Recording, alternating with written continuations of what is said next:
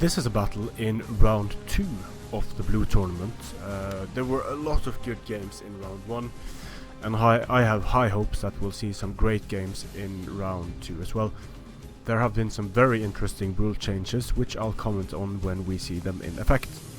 So this game is between Philopator of the SITH clan, commanding Galatia, and pHighamacus of the SITH clan, commanding Tylis.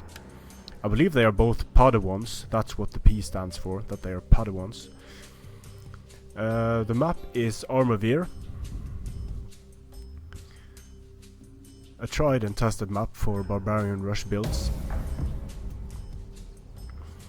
So, up here we have Galatia with 3 Lightors, 3 Syrian archers, 2 Cappadocians, Noble Horse General. He is a strategist, no doubt intending to... Well, what's he going to do?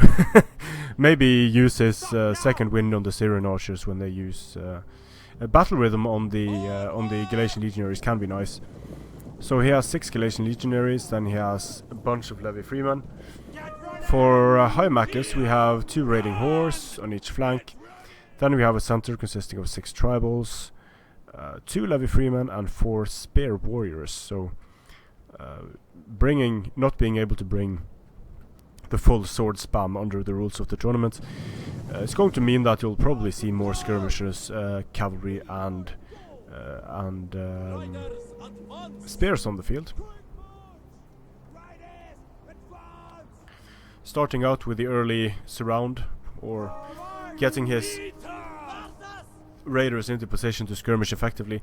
But it's just going to be difficult because Galatia is going to be able to move into the forest here, and there are a lot of levy freemen and Syrian archers able to push away the raiding horse easily, so it might be a good idea to just save the raiding horse for the late game.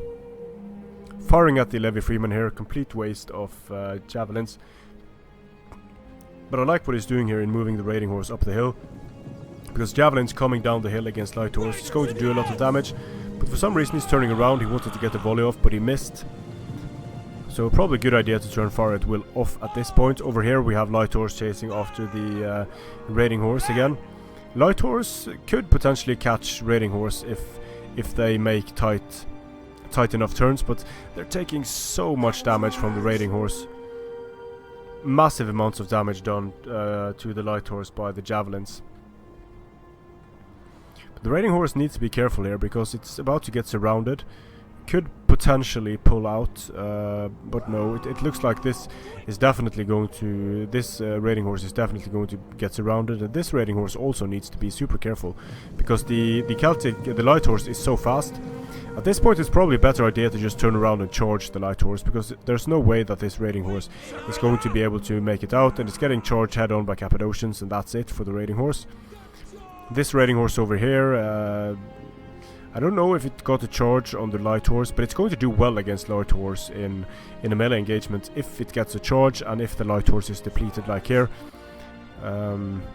It's losing slightly, it's winded. This light horse is winded as well. So these 2 raiding horse weren't really effective in what they were able to do. They took out some light horse, but not close to being cost effective really. Very nicely done in catching the raiding horse with several units. You need to be really careful when you're moving up to the red line with horse skirmishers like this, because they can get caught so easily.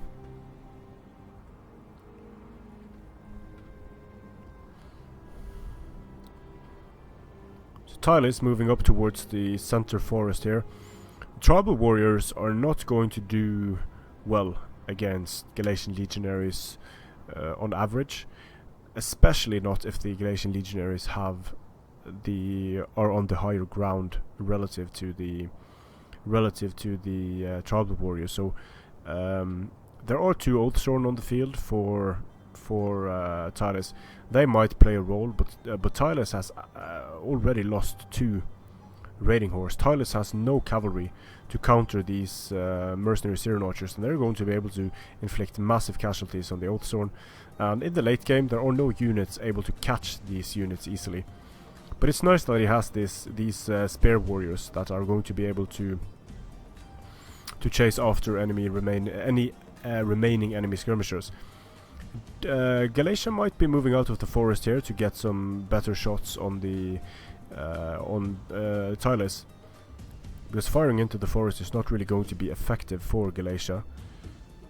Here we have the Levy Freeman pushing up, but they're going to be able to throw their... Nope, they're not going to be able to throw their javelins. But they are able to move in here, being blocked by the Levy Freeman over there though. And firing at the Levy Freeman here with some javelins, but this is good.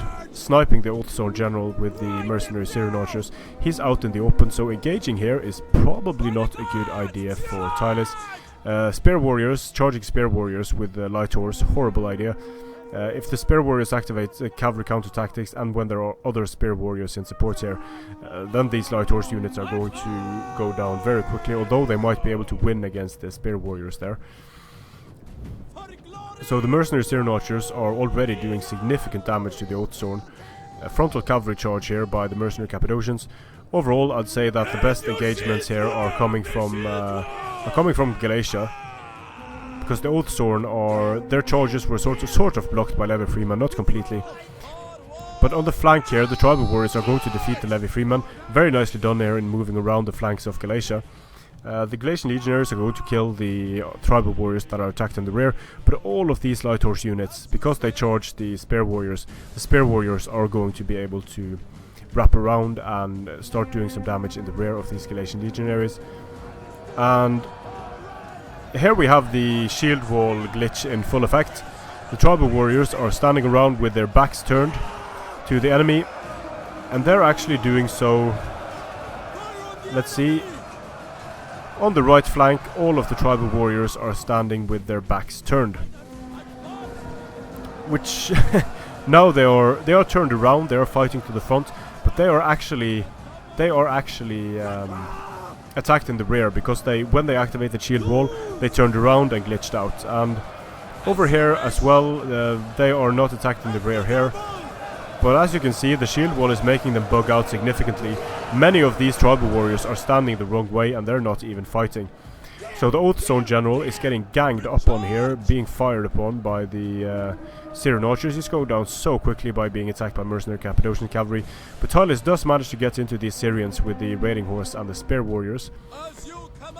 Over here, let's have a look at the tribals are not... They are on shield wall and they're facing the right way, defeating Levy Freeman, of course. These Galatian legionaries are... I'm having a hard time seeing... They're attacked in the rear, so yeah, the shield wall glitch is playing a massive effect in this battle, and I'll have to make a video about this right afterwards, because this is just so massive in how this game is going to go. Because these Oath Zone are... these tribal warriors have been standing with their backs turned to the enemy the entire time, which of course is horrible for them. But there are some mercenary Syrian archers here still firing at the tribals of Tylis. But Tylis is doing a great job in using its spear warriors around the flanks and getting into chasing away the mercenary Syrian archers. The Oath Zone General of Tylis is about to die. These Oath tribals attacked in the rear, they're getting massacred by Galatian legionaries. And here the mercenary Syrian archers are able to move away, but this noble horse just needs to be so careful, because he's moving around spear warriors, and one javelin volley and that general is dead. And it looks like it's going to get caught here by spear warriors and lose a few more men. Mercenary Syrian archers kiting away in the center here.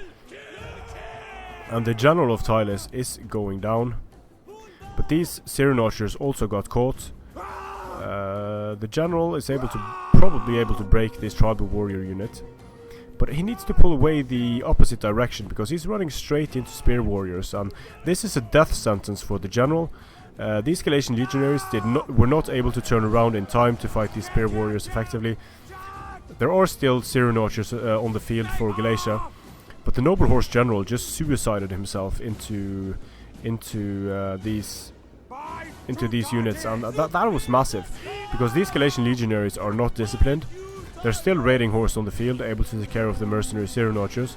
These tribals are running after the mercenary Syrian archers. We have Oath Zone with a lot of kills left on the field. So this is a game where both unfortunate decisions and straight up glitches potentially significantly altered the outcome of the battle, because those engagements where the tribals were turned with their backs to the Galatian legionaries allowed the Galatian legionaries to finish them off very quickly indeed. But the Galatian legionaries also glitched out over here and stood with their backs turned. So, like I said, I'll make a video right after this to show you how you can prevent this from happening, because it's absolutely massive when this happens and units are standing with their backs turned the entire time. They're not really. It's basically like not having the units in the fight at all. So the Spear Warriors are doing well here because they're attacking the Galatian Legionaries in the rear. This Galatian Legionary is getting ganged up on. The same is happening over here. And that is game. Tylis took it. So, PHighamacus defeats Philopator here. PHighamacus is fairly new to the game, I think. I remember I played him a while ago in quick battles, and then we started talking, and he was fairly new then. And now he's been beating Armenian King and the Philopator, so he's definitely improving. But in terms of what happened here, and I think you can see it in how many kills the different units got as well. Some of these units were standing with their backs turned the entire battle, and PHighamacus did a really good job in the beginning. Philopator did a good job in taking care of the raiding horse, but when the main engagement started, he was a bit late with blunting the frontal charges against the Old Sword, and didn't get great charges in himself, sort of blocked his own charges with cavalry and such. But two of the main things in this battle, I think, was the fact that a few of these units just glitched out and stood with their backs turned the entire battle. Also, the light horse going in against the Spear Warriors and getting crushed. Having those available for bear charges could have been massive in the late game. Also for protecting these mercenary Syrian archers from the remaining raiding horse that was able to chase them down very effectively. But still, good game. Just be careful when you use shield wall, because using shield wall can win games and it can make you lose games as well. Strength and honor.